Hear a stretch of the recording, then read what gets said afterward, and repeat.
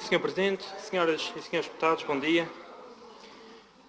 O turismo de natureza da Madeira é, como sabemos, um setor dinâmico que, segundo os dados oficiais do Governo Regional, é responsável pela captação de 1,3 milhões de turistas, corresponde a 7,2 milhões de dormidas e a uma taxa de ocupação na ordem dos 72%. Senhores deputados, a mesa assim não consegue disciplinar os trabalhos. O senhor deputado Rafael Nunes está no uso da palavra, os senhores deputados estão a fazer ruído excessivo, assim ninguém se entende. O senhor deputado Rafael Nunes pode prosseguir. Importa referir, se me derem a palavra, que estes valores representam, de facto, a oferta de um conjunto de atributos que atualmente é privilegiado pela procura turística e que distingue o turismo da região dos seus concorrentes mais diretos, os Açores, as Senhora Canárias. deputada Raquel Coelho não pode constantemente estar a interromper o senhor deputado que está no uso da palavra. Dizia que distingue esta procura o turismo da rama dos seus concorrentes mais diretos, os Açores, as Canárias, as Ilhas Baleares, Malta, Grécia e Croácia. Neste sentido, e considerando a elevada concorrência que o turismo da região atualmente tem, é importante que o destino Madeira mantenha a sua competitividade, até porque temos uma oferta turística única, baseada na riqueza natural e que atualmente é considerada o principal motor e alavanca da economia regional e que representa 15% do emprego regional e que contribui com um contributo estimado para o produto interno bruto que ronda os 25%.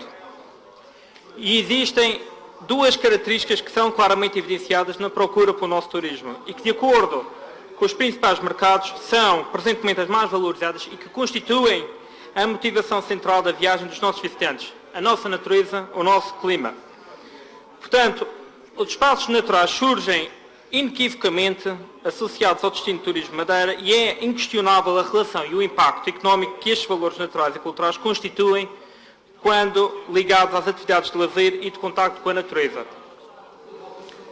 Mas estes espaços e os respectivos recursos pedonais que atravessam as nossas áreas classificadas encontram-se profundamente manchados pelos sinistros que todos os anos preenchem as páginas de jornais com relatos de acidentes e mortes nas levadas.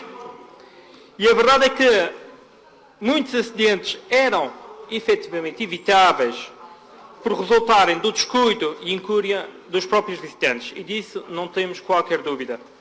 Não raras vezes, quem percorre estes percursos cruza-se com turistas de Havaianas, que caminham por percursos escorregadios, com turistas que se desviam dos trilhos para captar aquela foto perfeita, que tem de ser mais perfeita do que a foto do colega, ou simplesmente porque decidem se aventurar em percursos menos concorridos, não recomendados, sem saber quais as suas reais condições de segurança. E isto, nós também concordamos, isto é um facto. Mas o que dizer dos percursos recomendados pelo Governo Regional? E acho que eu tive a oportunidade de recolher estas fotos há poucos dias, ao fazer o percurso recomendado da Vereda de São Lourenço, e as imagens falam por si. Um percurso com varandinho de segurança completamente destruído em vários troços, com cabos partidos, com suportes arrancados do chão, que negligenciam completamente a proteção dos caminhantes. Inclusive, é possível verificar na imagem... Sr. Presidente. Senhores deputados, hoje teremos um dia longo pela frente. Os senhores deputados estão muito animados pela manhã, mas há que manter o silêncio suficiente para se fazer ouvir o orador. Como dizia, é possível verificar na imagem diversos turistas junto à berma da rocha, uma vez que o varandim não veda esta arriba. E poderão vossas excelências dizer, ainda assim, continua a ser da responsabilidade do turista não se aventurar na berma. E nós concordamos em parte. Mas o facto é que, se excetuarmos a berma, toda aquela plataforma que aqui está apresentada está, na realidade, sustentada por depressões côncavas que podem ruir a qualquer momento. Paredes abruptas que frequentemente desabam e que podem provocar perdas de vidas humanas num dos mais movimentados percursos pedestres da Madeira. E esta constatação apenas os técnicos do Governo Regional responsáveis pela gestão destas áreas poderão efetivamente saber. Portanto, isto é um exemplo grave da incúria por parte do Governo e como podemos verificar, existe um incómodo geral para a apresentação destas fotografias, das imagens que constatam esta incúria. E como é que podemos, neste sentido, garantir este destino de excelência? Como é que podemos garantir um destino de segurança quando um dos percursos pedestres com maior procura pelos amantes da natureza encontra este cenário? Como é que podemos garantir a segurança quando criamos um conjunto de publicações, quando são publicadas um conjunto de publicações com percursos assinalados,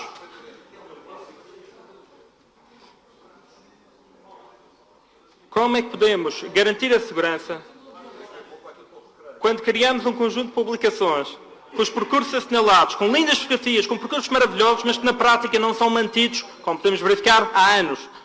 Quando temos um número oficial do Serviço Regional de Proteção Civil que indicava para o primeiro trimestre de 2017 um novo aumento nos acidentes dos percursos pedestres da região em relação ao período homólogo. Quando os números oficiais do Governo Regional indicam que nos últimos anos mais de duas dezenas, senhores deputados, nos últimos anos, 2 dezenas de pessoas perderam a vida nas levadas ou nos percursos pedestres da região, na maioria vítima de acidentes durante as caminhadas. E o percurso da vereda da Ponta de São Lourenço não é exemplo único desta incúria governativa. Mas pelo limite de tempo regimental e também pelas condições do plenário, gostaria apenas de me cingir a um outro percurso que, pelas razões óbvias, urge em ser denunciado. E hoje ser denunciado nesta Casa, onde há meses aprovava-se por unanimidade um diploma que previa a eliminação das barreiras que promovia a discriminação de pessoas com deficiência. E refiro-me especificamente ao percurso entre os parques florestais das Queimadas e o Pico das Pedras, no Concelho de Santana, adaptado para oferecer às pessoas com incapacidade motora e visual o usufruto do contacto direto com a natureza. Ainda esta semana tive a oportunidade de confirmar a informação no site do Turismo e no site da própria Secretaria Regional do Ambiente, onde refere que este trilho encontra-se preparado para receber os visitantes com deficiência motora e visuais. E garanto-vos, senhoras e senhores deputados, para aqueles que me ouvem, garanto-vos que o estado de degradação é tal que se um turista com incapacidade visual se aventurar a fazer este trilho, certamente irá aumentar as estatísticas do Serviço Regional de Proteção Civil referente ao número de sinistros nas levadas. Portanto, é necessário reconhecer a importância económica, social e ambiental dos percursos terrestres e é necessário que exista esta responsabilidade que falta a este Governo Regional em garantir medidas eficientes de manutenção e segurança dos atuais percursos pedonais recomendados na região autónoma da Madeira. Portanto, nós não estamos a falar em dinheiro, estamos a falar em vidas humanas, turistas que estão a morrer todos os meses, praticamente, nestes acidentes. E em termos económicos, não nos esqueçamos que também em termos económicos, cada vez mais os nossos visitantes fazem uma análise mais criteriosa do seu destino e procuram um destino de natureza diferenciado e genuíno, mas acima de tudo, um destino de natureza seguro.